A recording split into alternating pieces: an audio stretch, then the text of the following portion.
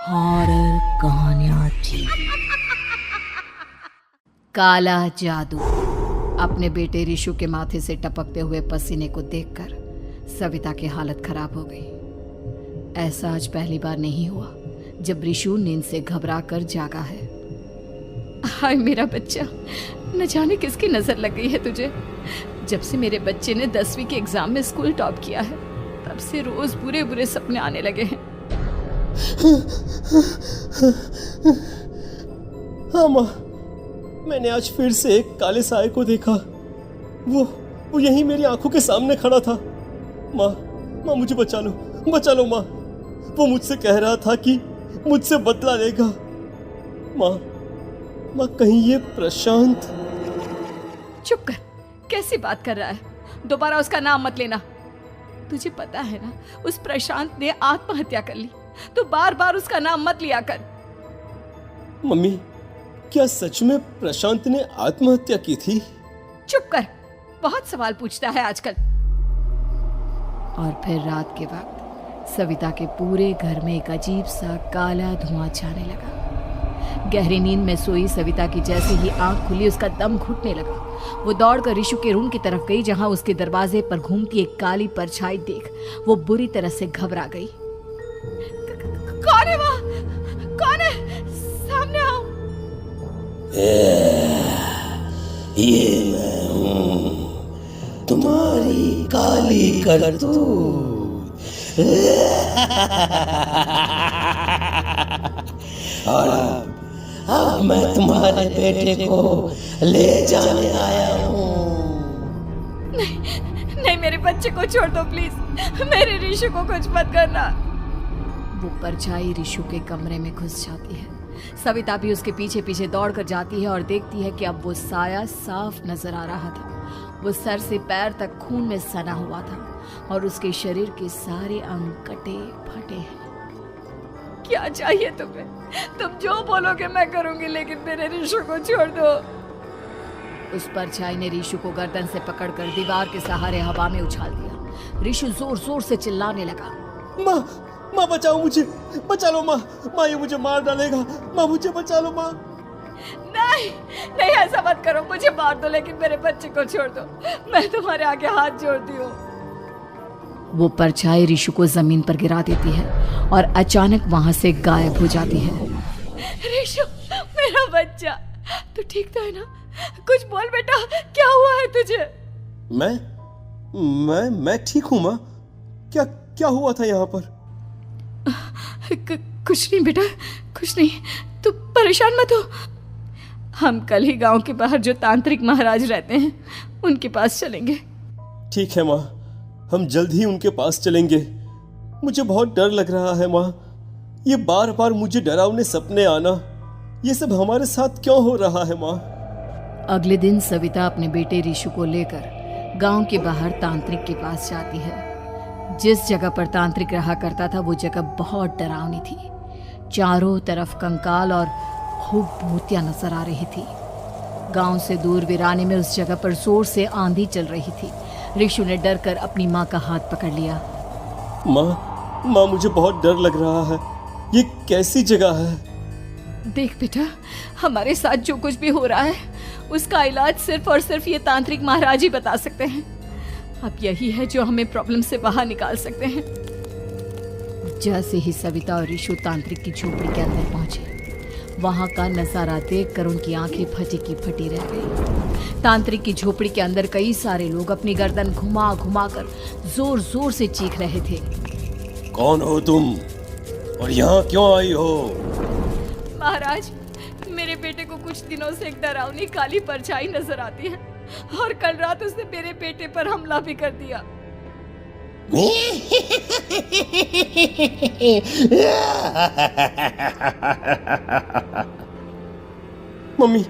Mummy हमें यहाँ से चलना चाहिए।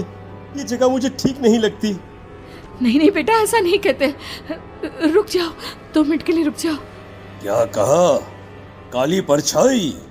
तुम्हारे बेटे पर किसी काली परछाई ने हमला किया? हाँ महाराज, वो कह रही थी कि वो मेरे बेटे को कुछ कर देगी। कोई उपाय बताइए महाराज। मेरे बेटे के साथ कुछ गलत नहीं होना चाहिए। तुमने किसी दूसरे के साथ गलत किया है तो तुम्हारे साथ भी गलत होकर ही रहेगा। तुमने किसी की जान ली है, किसी को मार डाला है तुमने। नहीं महाराज, मैंने ऐसा कुछ नहीं किया। मैंने किसी की जान नहीं ली। मुझे कोई उपाय बताइए। लगता है तुम इतनी आसानी से नहीं मानोगी। मैं तुम्हें अभी उस काली परछाई से मिलवा देता हूँ और वही सारा सच तुम्हारे सामने लेकर आएगा।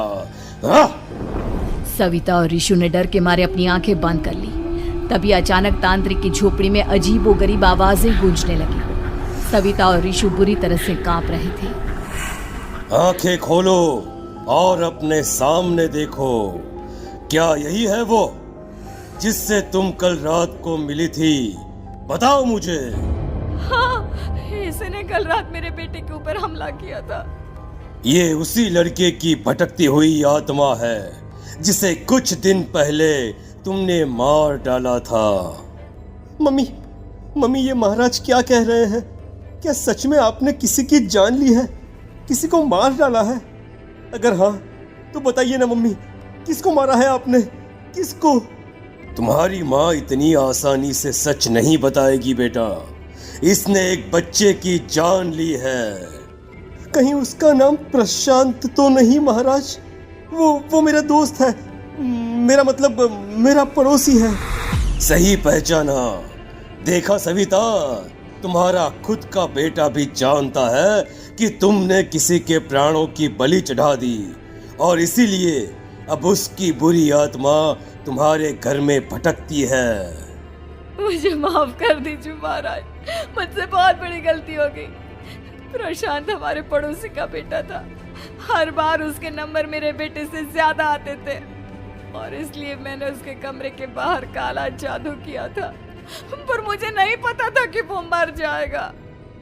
तुम्हारे उसी काले जादू वाली गुड़िया के अंदर एक बुरी आत्मा थी जिसने उस बच्चे के दिमाग पर बुरा असर कर दिया और उसी की वजह से उस लड़के ने अपनी बालकनी से कूदकर आत्महत्या कर ली। इसकी वजह सिर्फ और सिर्फ तुम हो, तुम। नहीं महाराज, जो कुछ भी हुआ मुझे नहीं पता था कि प्रशांत अपनी जान दे देगा। प्रशांत की आत्मा इस वक्त तुम्हारे सामने खड़ी है, हमसे बात करना चाहती है। बोलो क्या कहना चाहते हो? मैं जीना चाहता था, बड़ा होकर कुछ बनना चाहता था। आपके बेटे से मुझे कोई परेशानी नहीं थी। अरे वो तो मेरा अच्छा दोस्त था। मुझे माफ कर दो बेटा, मुझसे बहुत बड़ी गलती हो गई, मुझे माफ कर दो। माफ करने से मुझे वापस जिंदगी नहीं मिल जाएगी। मेरे माँ बाप आज भी मेरे लिए रोते हैं। आपने मेरे साथ बहुत गलत किया है, बहुत गलत। और तभी अचानक प्रशांत की आत्मा वहां से गायब हो जाती है। सविता जोर जोर से रोने लगती है। सुन लिया तुमने? ये तुम्हारे अपने ही किए हुए पाप हैं जो इस तरह से तुम्हारे सामने आ रहे हैं। माँ, ये आपने अच्छा नहीं किया। सिर्फ 10th बोर्ड के एग्जाम में मैं टॉप कर पाऊँ इसीलिए आपने मेरे दोस्त के ऊपर काला जादू कर दिया। नहीं मम्मी नहीं, अब हम कभी खुश नहीं रह पाएंगे, कभी नहीं। मेरे दोस्त की आत्मा को कभी शांति नहीं मिलेगी मम्मी, कभी नहीं। लेकिन मैंने जो कुछ भी किया सिर्फ तुम्हारे लिए किया। वो लड़का हमेशा फर्स्ट पोजीशन पर आ जाता था और इस वजह से हमेशा तुम्हारे मार्क्स कम पड़ते थे। मैंने तो सिर्फ उस पर एक छोटा सा काला जादू किया था बेटा। मुझे क्या पता था कि उसका ये नतीजा निकलेगा। जिस गुड़िया को तुमने उस लड़के के कमरे के दरवाजे पर लगाया था, दरअसल उसके अंदर एक बुरी आत्मा का प्रवेश हो गया था, जैसा कि अक्सर काला जादू करते समय हो जाता है। मुझे अपनी गलती का एहसास हो गया है। मैं प्रायश्चित करना चाहती हूँ, आप बताइए मैं क्या करूँ? प्रशांत के घर जाकर उस काली गुड़िया को वहां से निकालकर यहाँ लेकर आओ। मैं उसे आग में जलाकर राख कर दूंगा और उसके बाद प्रशांत की आत्मा को हमेशा के लिए मुक्ति मिल जाएगी। अगली रात सविता चुपचाप अपने पड़ोसी प्रशांत के घर जाती है। प्रशांत के माँ बाप प्रशांत की मौत के बाद उस घर को छोड़कर हमेशा के लिए वहां से चले गए थे। जैसे ही सविता उस घर के अंदर कदम रखती है, उसका सामना अजीबोगरीब हैवानियत से भरी आवाजों से होने लगता है। ऐसा लग रहा था जैसे कोई बुरी तरह से चीख रहा हो। सविता जैसे ही प्रशांत के कमरे के बाहर पहुंचती है, वहां पर लटकी हुई गुड़िया के शरीर से खून टपकने लगता है। ये क्या हो रहा है? इस गुड़िया के शरीर से खून क्यों टपक रहा है? सविता हिम्मत करते हुए उस गुड़िया को वहां से उतारने की कोशिश करती है, लेकिन तभी अचानक से बहुत भयानक दिखने वाली औरत उसकी आंखों के सामने आकर खड़ी हो जाती है। मैं यहाँ से कहीं नहीं जाऊंगी, और अगर तूने मुझे यहाँ से हटाने की कोशिश की तो मार डालूंगी मैं तुझे। नहीं नहीं, मुझे तुम्हें यहाँ से ले जाना ही होगा, नहीं तो मेरा बेटा, उसकी जान को खतरा है। मैं तुम्हें नहीं छोड़ सकती। अगर तुम्हारे अंदर हिम्मत है तो मुझे इस घर से बाहर ले जाकर दिखाओ। और ऐसा कहकर वो औरत सविता के ऊपर हमला कर देती है और उसे हवा में उछाल उछाल कर जमीन पर पटकती है। लेकिन तभी अचानक मौका देखकर सविता अपने हाथ में ली हुई सुई उसके हाथ में चुभो देती है। हाथ में सुई लगते ही वो औरत जमीन पर तड़पने लगती है। ये क्या किया तूने? ये क्या कर दिया? तुझे ऐसा नहीं करना चाहिए था। तांत्रिक ने मुझे कहा था कि तुझसे जीतने का सिर्फ यही एक तरीका है जिससे मैं अपने पापों का प्रायश्चित कर सकती हूँ और अपने बेटे की जान बचा सकती हूँ। और उसके बाद वो डरावनी दिखने वाली औरत एक छोटी सी जादुई गुड़िया में तब्दील हो गई और सविता ने उसे ले जाकर तांत्रिक को दे दिया। तांत्रिक ने जादुई गुड़िया को आग के हवाले कर दिया।